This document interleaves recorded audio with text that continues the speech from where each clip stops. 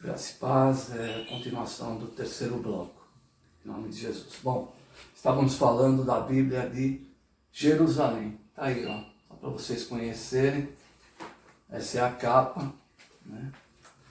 O formato. Bíblia de Jerusalém, qual é a Bíblia de Jerusalém? É a Bíblia católica, como nós falamos. O Antigo Testamento possui 7 livros a mais do que a nossa Bíblia que nós usamos, que é a Bíblia protestante. Vamos lá. Tanakh, 24 livros. Lembra que eu comentei com vocês que a Tanakh ela foi escrita em hebraico, né? Ela possui 24 livros, porém o conteúdo dela é o mesmo dos nossos 39 livros, amém? Então a nossa tradução, que é a Bíblia protestante, o Antigo Testamento possui 39 livros, porém a Tanakh possui 24. Mas o conteúdo é exatamente o mesmo. Agora vocês vão entender por quê. Tanakh, T de Torá, N de Nebiim ou profetas, K de Ketubim ou escritos. Quer ver a diferença onde está? Pentateuco ou Torá, né? Para nós é o Pentateuco, para o judeu é Torá. É os mesmos 5 livros: Gênesis, Êxodo, Levítico, Número e Deuteronômio. Para nós também não muda em nada. Agora nós temos os livros históricos e nós temos os livros proféticos. Eles não, eles têm os profetas, eles chamam de os profetas maiores. Quem são? Josué, Juízes, Samuel e Reis. E profetas posteriores: Isaías, Jeremias, Ezequiel e os 12. Para nós, Josué, Juízes, Samuel e Reis são livros históricos, tá? Agora, os profetas posteriores são exatamente os mesmos profetas que nós temos. Porém, na nossa Bíblia eles são divididos de forma diferente. Os profetas maiores são Isaías, Jeremias, Ezequiel e Daniel, que para eles está classificado como livro histórico, mas para nós está classificado como livro profético. E os outros 12 profetas, que são os mesmos que estão na nossa tradução, tá? Então tá aí, a diferença tá aí. Então a somatória disso daqui dá 24 livros, porém o conteúdo é o mesmo dos 39 da nossa Bíblia, do Antigo Testamento. Traduções. É interessante que a Bíblia começou a ser escrita e, obviamente, era restringida, era restrita ao número de pessoas. Primeiro, pela dificuldade de fazer cópias dela. E segundo, pelo valor monetário, pelo custo que teria uma Bíblia. Tá? Nós vamos até falar alguma coisa aqui para frente.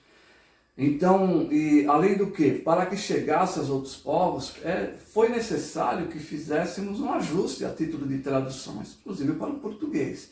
Mas no decorrer aí das aulas nós vamos entender de uma forma mais evidente. Vamos lá. Então, traduções. A primeira grande tradução da Bíblia, ela foi chamada de Septuaginta.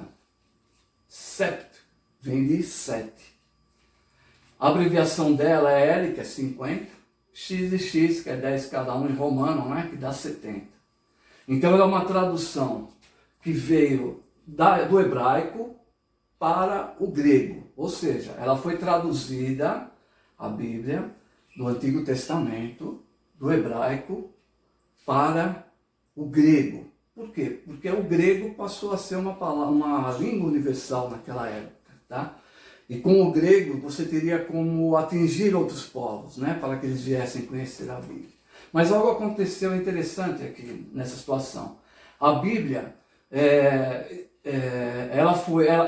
ela tinha o seu fundamento, ou tem o seu fundamento no judeu, mas ocorre que aproximadamente aí em 260, 270 aí, antes de Cristo, teve um rei chamado Ptolomeu II, Filadelfo.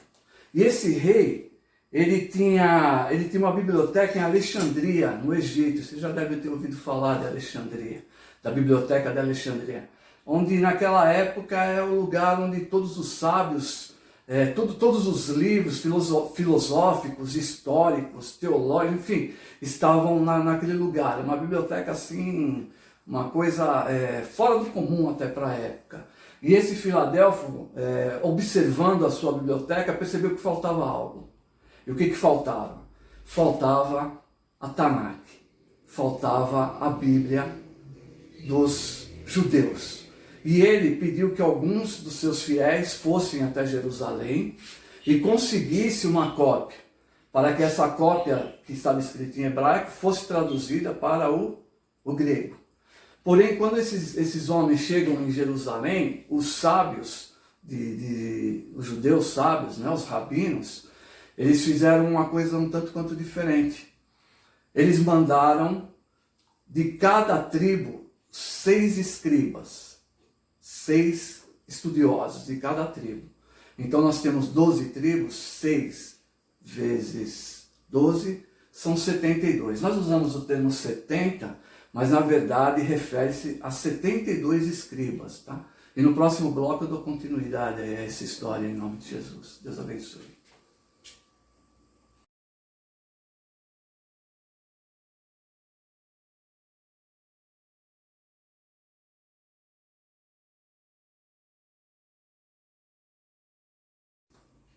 Paz, amados, estamos indo para o 4º bloco e dando continuidade ao anterior. Nós estávamos falando aí da Septuaginta, né? No caso de Ptolomeu, enfim. Então a tradição diz, não a tradução, desculpa, mas a tradição diz que vieram 72 homens de Israel e Ptolomeu colocou cada um deles em uma sala. E pediu que eles viessem escrever a lei de Moisés, cada um deles, né? E diz a tradição, que em 72 dias eles traduziram a Bíblia hebraica, ou seja, a Tanakh, ou seja, o nosso Antigo Testamento, em 72 dias. E entre eles, entre os 72, não houve uma divergência. Ou seja, Deus é Deus que quando quer operar, Ele opera da forma dele e de um jeito perfeito. Então, uma coisa interessante saber que eram 72 pessoas que não sabiam o que estavam fazendo ali. Tá? Isso foi passado por Ptolomeu. E em 72 dias eles traduziram a Bíblia. Cada um deles traduziu de forma que foi idêntica a cada uma delas. Deus é Deus, Deus é bom. Amém? Então até aqui nós falamos isso na última aula que nós tivemos presencial, nós comentamos a respeito da Septuaginta. E a partir de agora nós vamos entrar na matéria nova, tá? Que é a Vulgata, é outra tradução.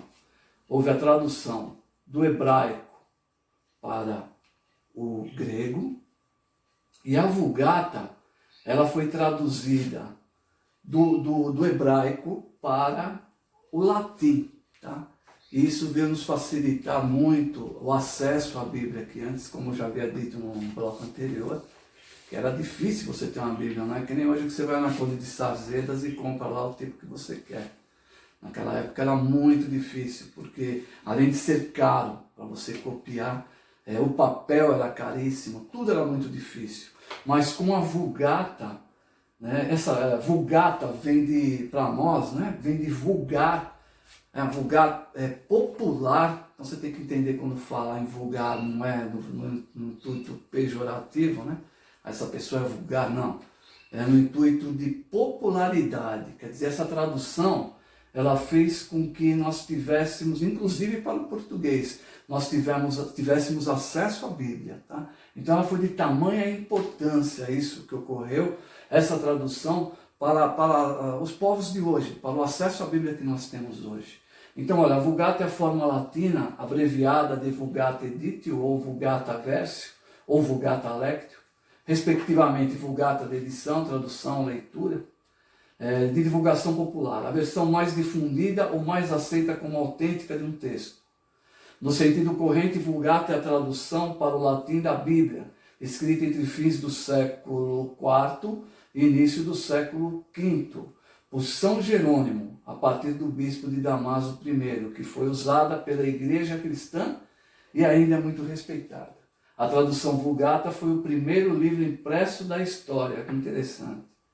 Trabalho realizado na prensa de Gutenberg no dia 30 de setembro de 1452. Né? Houve o início, né? A produção em 23 de janeiro de 1455, ou seja, desculpa, ela iniciou em 1452, a impressão, e terminou em 1455, ou seja, demorou 3 anos aí para fazer a primeira impressão.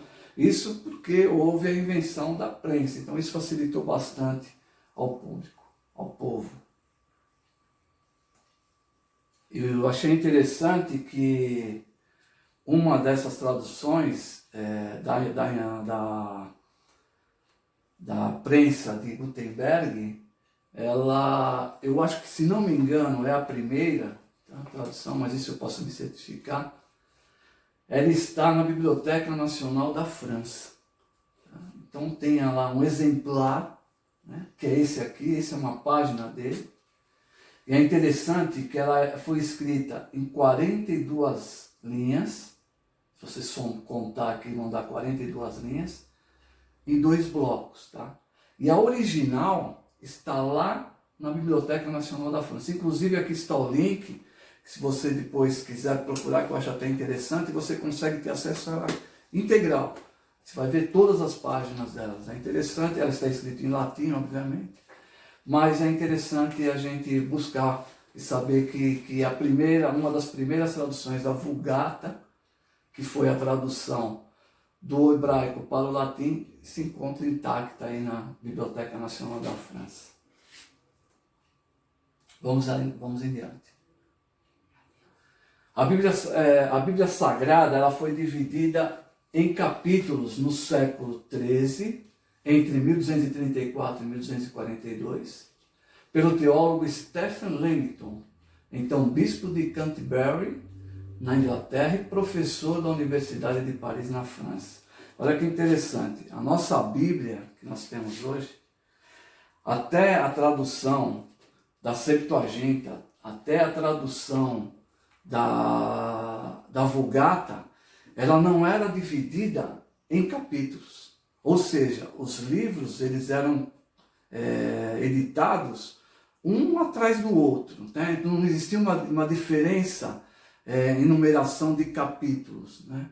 E em 1234, da nossa era, tá? Para vocês saberem quanto tempo faz, né? Houve a divisão em capítulos. Para quê? Para facilitar o nosso acesso. E no próximo assunto nós vamos dar continuidade à divisão de versículos.